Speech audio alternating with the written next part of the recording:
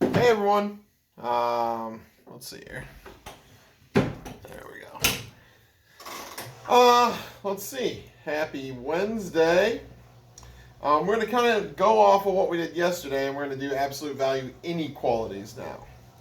So, just like an absolute value equation, let's say I had an inequality, like greater than 2 or something like that.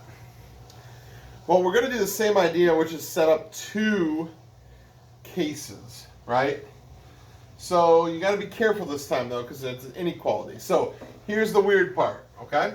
When you're setting up your two cases, you're going to leave one the same. So x is greater than 2 would be one answer.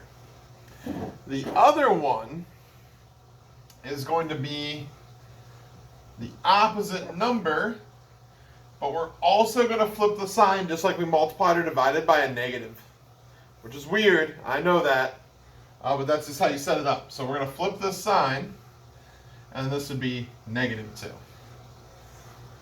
And if you think about what these numbers look like, if this number inside of absolute value has to be greater than 2, so think of what this says. All the numbers bigger than 2. So 3, 4, 5, right? All those would work.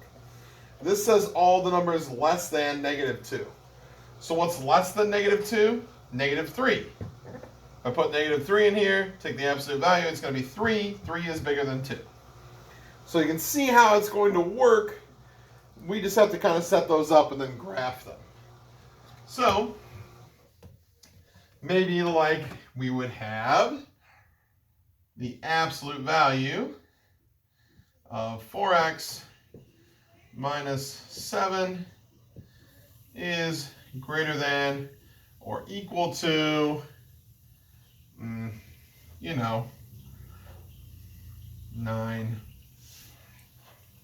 Something like that.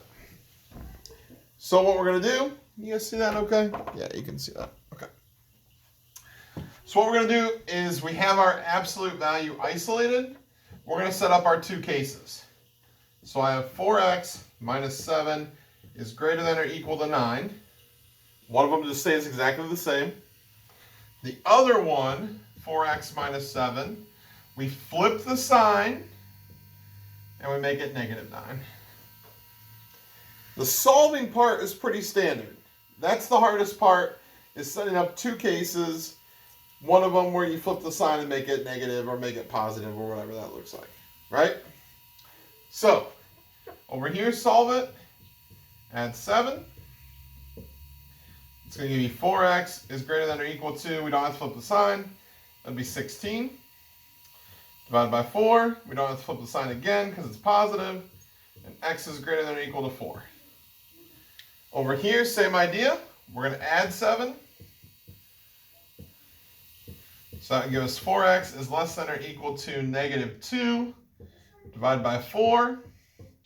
Don't have to flip the sign because it was a positive 4.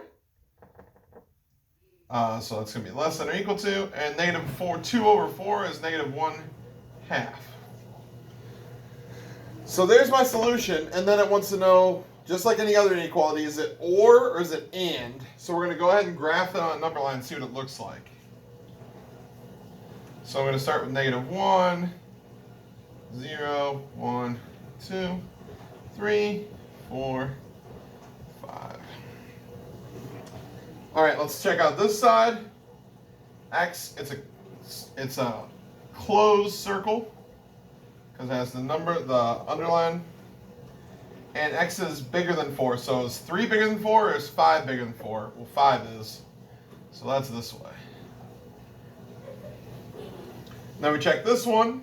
Negative 1/2 would be right here. It's a closed circle.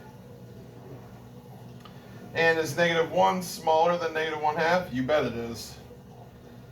So here is my solution set this time.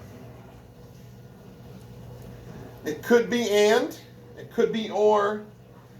You are really going to be able to tell when you make this graph and see what's actually going on in there. Okay? Let's just do one more, and then I'll call it quits for today. It's pretty much just like yesterday, so I don't want to take too much time up. I'll let you guys practice on your own. Let's say we had, let's get crazy with it.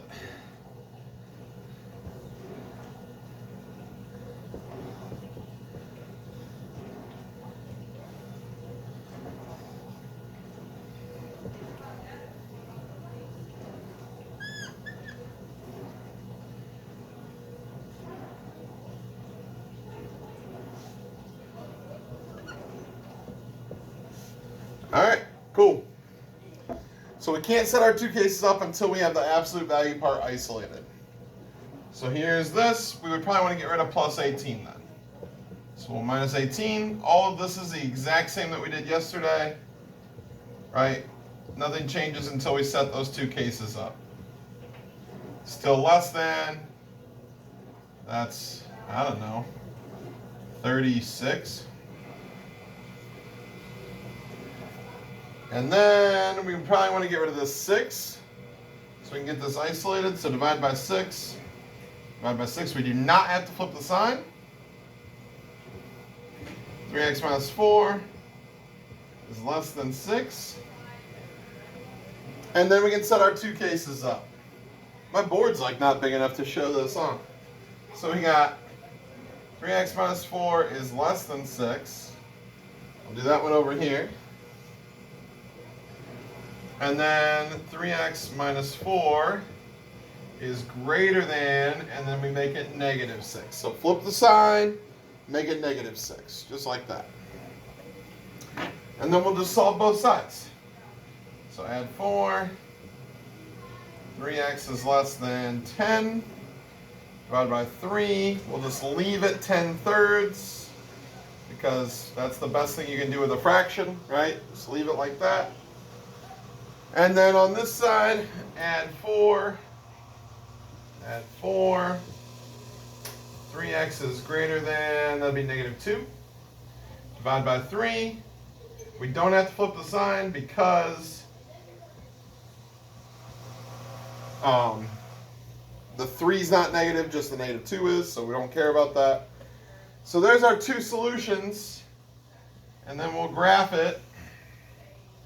Negative 2/3, so we'll start negative 1, 0, 1, 2, 3, 4. 10/3 is a little more than 3, right?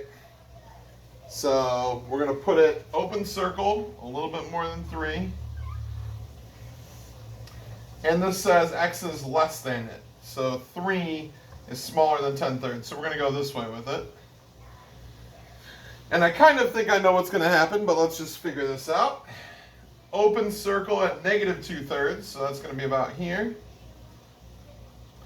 And it looks like x is bigger, so 0 is bigger than negative 2/3.